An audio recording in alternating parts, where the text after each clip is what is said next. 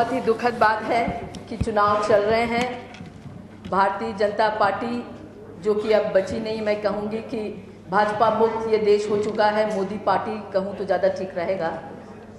Modi party ने अपना घोषणा पत्र अभी तक देश के सामने नहीं ला पाई है, और जो मोदी इस देश में सरकार बनाने की बात कह रहे थे, जो मोदी इस देश में स्वयंभू प्रधानमंत्री बन चुके हैं, उन मोदी को अभी तक फुर्सत नहीं मिली है कि वो देश को बताएं कि आखिर देश को वो किस तरह चलाएंगे, देश के सिटीजन्स के लिए उनके पास क्या कार्यक्रम है। जो घोषणा पत्र कमेटी भारतीय जनता पार्टी की बनी थी, जिसके चेयरमैन मुरली मनोहर जोशी जी थे, उनका क्या हर्ष हुआ ये तो हम सब अच्छे से जानते हैं। उनका कितना सम्मान हुआ, उनके साथ कैसा व्यवहार हुआ, वो हम सब जानते हैं।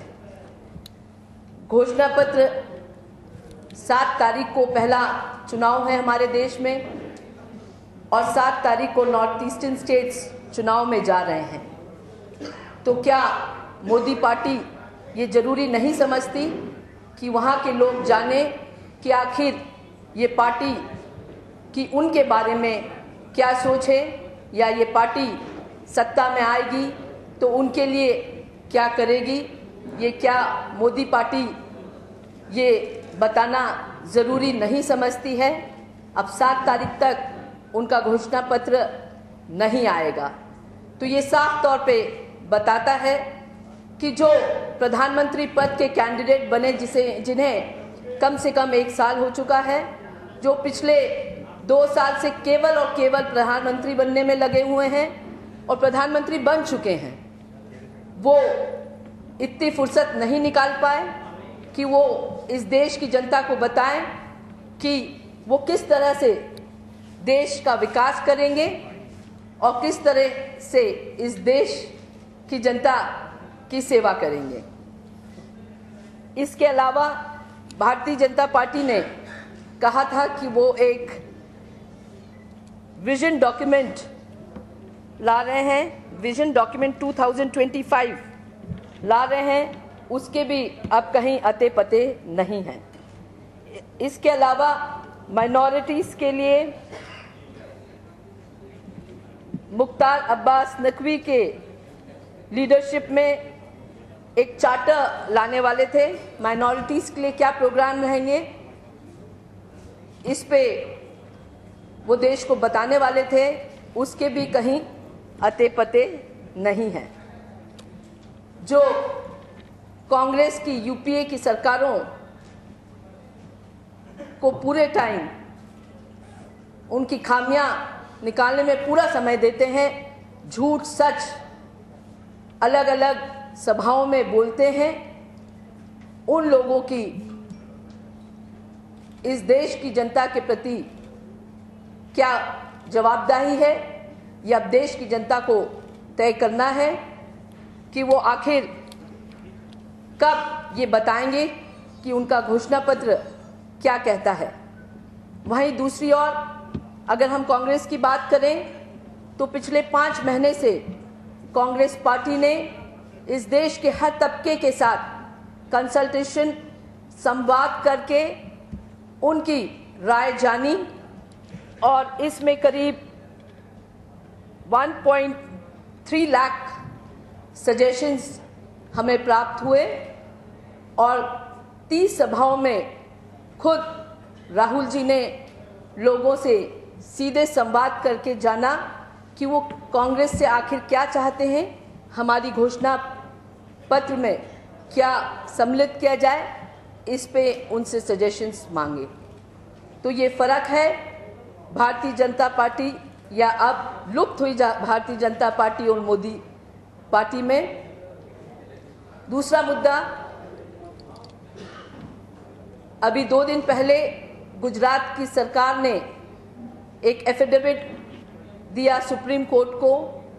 आप लोगों को याद होगा नवंबर 2013 में एक कोबरा.com और गुलेल.com के माध्यम से जासूसी कांड मोदी और अमित शाह का उजागर हुआ था, जिसके बारे में पूरा देश महीनों चर्चा करता रहा। खूब पत्र पत्रिका टीवी के माध्यम से इन बातों पे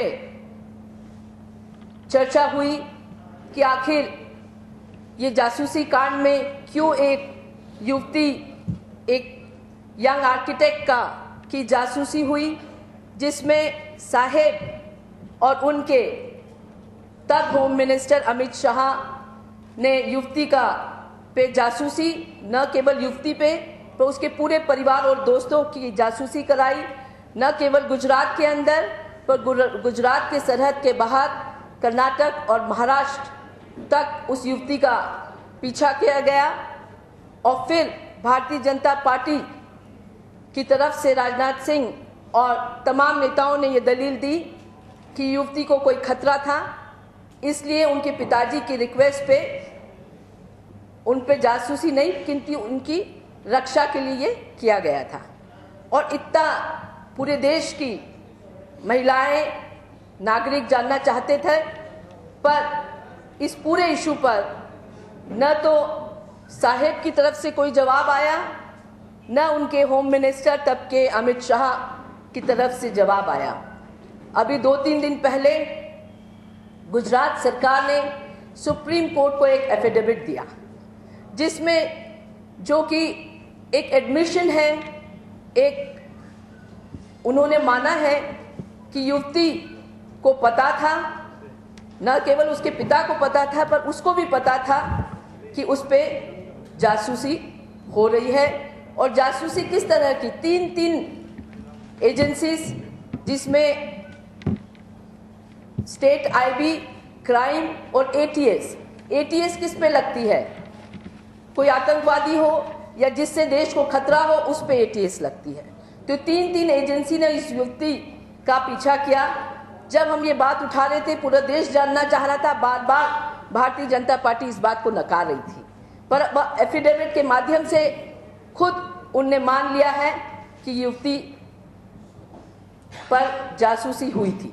ये इस बात का खुलासा करता है कि किस तरह से मोदी मॉडल आखिर क्या है। मोदी मॉडल ये है कि वो वहाँ एक फासिस्ट सरकार चलती है, जो कि मोदी अपने लिए जिसका इस्तेमाल करते हैं। एक पुलिसिंग वहाँ ऐसी है जिसको मोदी अपनी पार्टी के अंदर लोगों पे, अपने ओपोनेंट्स पे, अपने विरोधियों पे, पत्रकारों पे, ह्यूमन राइट एक्टिविस्ट पे और तमाम बहुत सारी महिलाओं पे ऐसे इसका इस्तेमाल करते आए हैं। इस बात का पुष्टि उन्हीं के खुद ही के एफिडेविट से होती है। तो हम आज ये देश के नागरिकों से पूछना चाहेंगे, मतदाताओं से पूछना चाहेंगे कि क्या एक ऐसी ही फासिस्ट सरकार हम देखना चाहेंगे आने वाले 2014 के चुनाव में? क्या हम ऐसी ताकतों को इस देश की कमान सौंपेंगे? ये हम जानना चाहेंगे।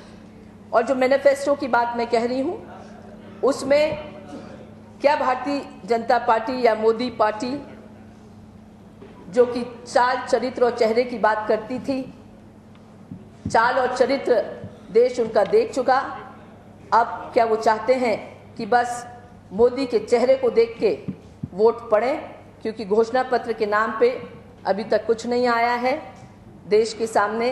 देश को बस लच्छेदार भाषण देके और तमाम झूठ सच करके गुमराह कर रहे हैं, पर आखिर इस देश के लिए क्या उनका विजन है, ये अभी तक जनता के सामने नहीं आया है। तीसरा मुद्दा,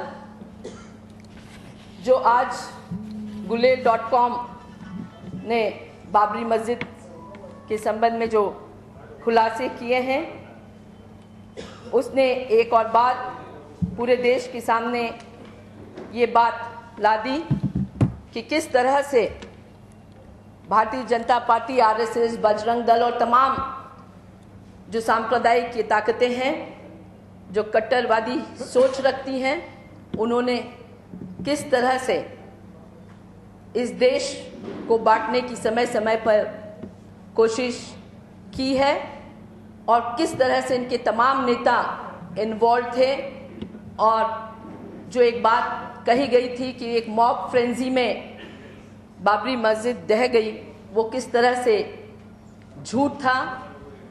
और इनके तमाम नेता, चाहे वो उमा भारती हो, चाहे कल्याण सिंह जी हो, तमाम नाम बहुत सारे हैं, तमाम नेता उसमें इन्वॉल्व थे और पूरा एक ऑर्गेनाइज्ड एफर्ट था वो, और पूरी तरह से सोची समझी रणनीति के तहत उसे बाबरी मस्जिद को ढाया गया था।